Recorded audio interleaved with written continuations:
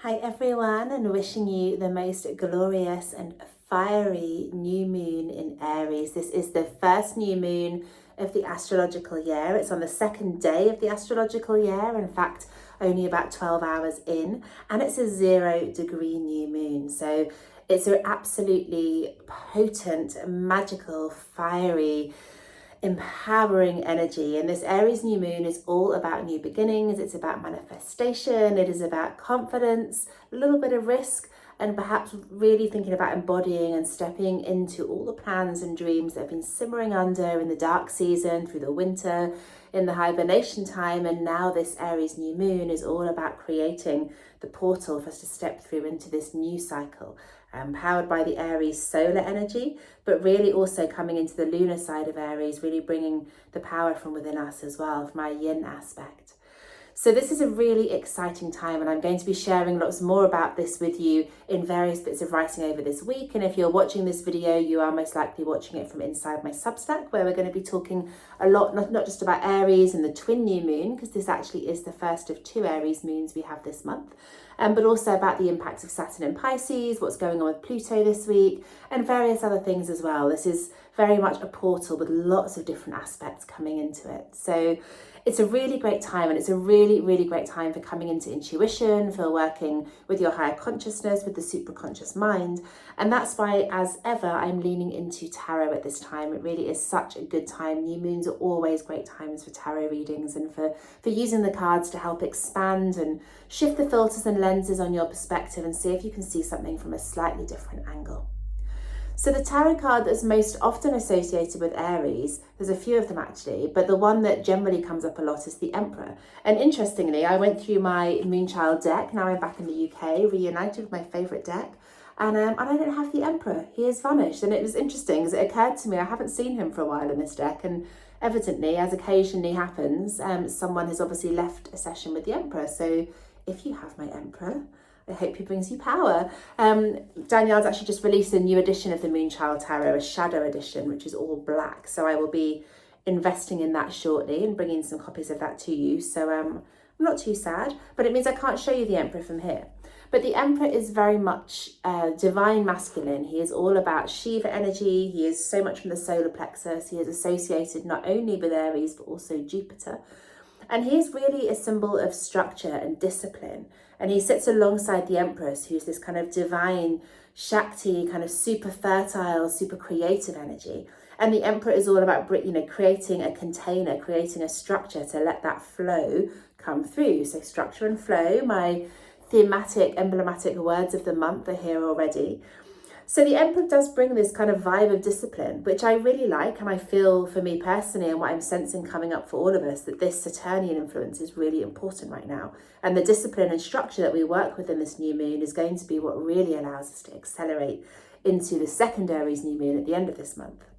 However, discipline isn't necessarily very Aries. It's sort of stubbornness, and the structure of I want, I am is. But for me, I've always found the Magician to be a little bit more of an Aries vibe. So the Magician is card number 1 in the deck. Remembering the deck does start at 0. So here's the second card. And here's the energy of everything you need is already within you. And you see in most decks, he's seen with all 4 of the elements, the sword, the pentacle, the cup, and the wand, all shown kind of wrapped up under his hermetic cloak. He really embodies the vibe of as above, so below, and a little bit of destiny and divine fatalism, that you definitely have what you need. The power is within. The power is waiting to be released or to be seen and understood and given a voice and expanded. And in that sense, he is extremely Aries, and that's why he's a card I really think is a wonderful one to have out on your altar, on your desk, or just on your dressing table. I often have mine on my mirror when I'm at home, just to remind you of the energy of this lunar phase that we're moving through. Another card from the Major Arcana that I really like for Aries season is the Sun, for obvious reasons. We are now moving into the lighter part of the year. So here in the Northern Hemisphere, from now on, every day is lighter than the day before. Boom. Until we get to summer solstice. So the Sun is about breathing that vital life force, that yang solar energy into our visions and plans. And it's something that I think particularly, I've been away, as I think you know, but I've been hearing it's been very snowy and frosty and cold in the UK. So I think it's been really exciting to see a little bit of sunshine through. These first few days back here for me have been nowhere near as cold as I was expecting. Chilly, but sunny. And I think this return of the warmth and that idea that we're being warmed from within and that we've been warmed by nature, that nature is preparing us to bloom, is really helpful. So the sun is another card you might want to anchor with. Perhaps you want to place the Magician and the Sun, and if you haven't lost him like I have, the Emperor, together as a little triad on your altar, or perhaps with you on your yoga mat in the mornings. Particularly the Sun, when you're moving into sun salutations at the moment, feels really relevant. And a couple of minor arcana cards that I want to share with you that you might like to work with as we move through this Aries moon. Both come from the wand suit, which is of course the suit of fire. So when you draw a wand in the tarot, you're always working with that solar energy, with the energy of I am, I do. It's all about bringing physicality and action, sort of dynamic versatility and vitality. It's where we step out of planning and visioning and start really tangibly bringing to life. So one of the cards I love most for Aries is the Ace of Wands, and in this lovely Moonchild deck, it's a really beautiful one. You can see the wand just kind of coming up from the ground, like growing up from earth. And I love the idea that she is really rising from the earth. That kind of energy of fire is coming from within and coming from the ground, almost from the earth's core. And then rising up to bisect the sun and kind of almost like a match, ready to be sparked alight by the sun's rays and then be burning out there into the universe. So Ace of Wands is really a card that's about the point of pure potential. It's about the getting started, about the ignition point, about ground zero, like really starting something big. It's about the spark that's going to kind of allow you to move towards your manifestations and your dreams. And manifestation is such a big word as we move through this Aries moon. So I think particularly if you're working with this in a real manifesting energy, the Ace of Wands is a beautiful card to hang on to. And finally, the last card I want to share with you for your Aries season is the Page of Wands. So the Pages, which is the youngest or the lowest of the court cards, is often associated with the maiden archetype. So I wrote in a post the other day that this moon, this energy and Aries energy, to me often feels like that kind of college graduation day when you think you're a grown up, but actually you're really young and fresh and you're out there in your gown with your little cap with the board, and it's kind of like, I've got my whole life in front of me. What am I going to do? How am I going to step forward? Who am I going to be? What's going to happen?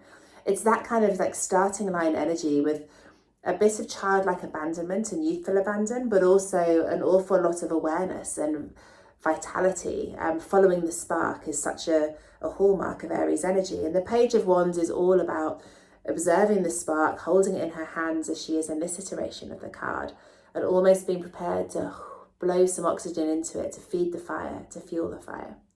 So the Page of Wands is nearly always about a spark of an idea, maybe something that feels a little left field, a little unconventional, something that nobody else is doing, or that at the moment feels like maybe you can't do.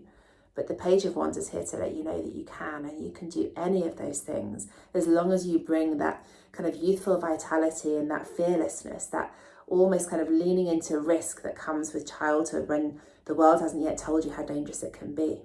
So it's not an invitation to completely be utterly reckless, but it is one to just lean into possibility and potential. And that's what the Page of Wands is all about. So I hope you like those Aries cards. I'm going to do a little spread for you so you can choose to anchor with some or all of these, use some of the themes of these cards of the Sun, the Magician, the Page of Wands and the Ace of Wands and our poor absent Emperor to anchor some of your manifestations in your writing this week, because it really is such a good week for the big M word. I keep saying it, and I'm not usually someone who leans into manifestation, but it is a really good energy for thinking about what you really want to call forward, what you really want to move into, what you are knowing you've outgrown, and how you want to expand the journey you've been on into something bigger and even better. So hopefully that gives you some ideas, some tools. As always, if you want to learn more about tarot, you can get in touch with me for a one-to-one cosmic consultation, which are now available once again to book online. They're all on Zoom for now, but I'll be giving you some one-to-ones in person at some point soon. But for now, you can join me and we can do just tarot. We can bring astrology in, a bit of human design. We can work with all three or just work with one modality if you prefer. But the idea is to bring this sense of cosmic intuitive power into your daily life, helping you to use these tools to further work on your self-development, your expansion, your connection to source, and your own higher development. You can also come and join Inner Oracle, 8-week course that we're currently working on. I've got the last few classes going live in the next week or so. And this is where we dive deep into the whole tarot deck, all 78 degrees of wisdom plus a few bonuses. And that's teaching you how to work with the cards, how to understand the suits, how to work with the traditional meanings of the cards, but then also how to use them really as a tool for your own intuition and your own expansion. Learning to trust yourself, your own inner oracle, that little bit more. So if any of those things float your boat, the links are all going to be below this video, and I hope to see you inside some of these containers very, very soon.